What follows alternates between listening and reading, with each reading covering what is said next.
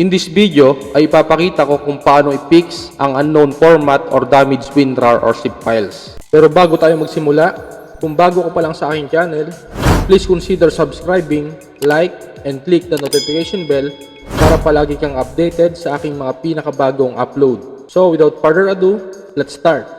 Ito ang RAR file.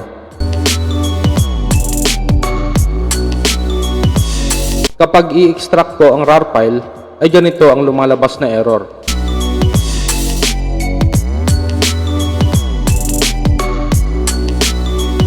Pumunta tayo sa File Explorer.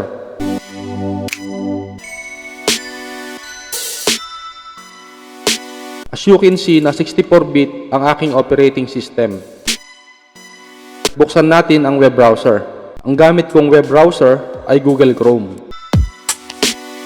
Sa Google search bar ay i-type ang 7-zip. I-click ang 7-zip. Dito ay i-download natin ang installer na compatible sa ating OS or operating system. Dahil 64-bit ang aking OS, kaya pipiliin ko ang 64-bit installer. Click download.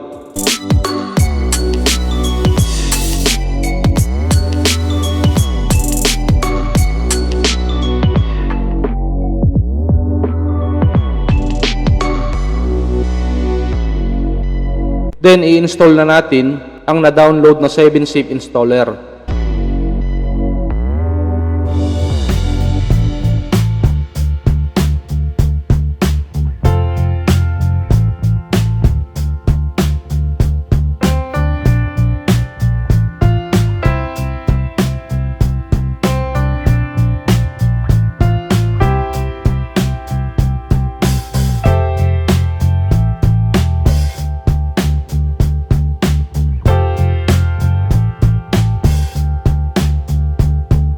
Dahil tapos na nating ma-install ang 7-zip installer, ngayon naman ay susubukan ulit natin buksan ang RAR file na hindi natin mabuksan kanina. I-right click ang RAR file at i-select ang 7-zip.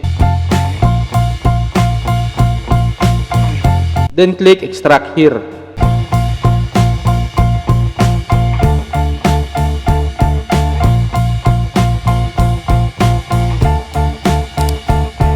So, ayan, at na-fix na po natin ang error. Hanggang dito na lamang, and as always, thank you so much for watching. See you on the next one. Bye for now.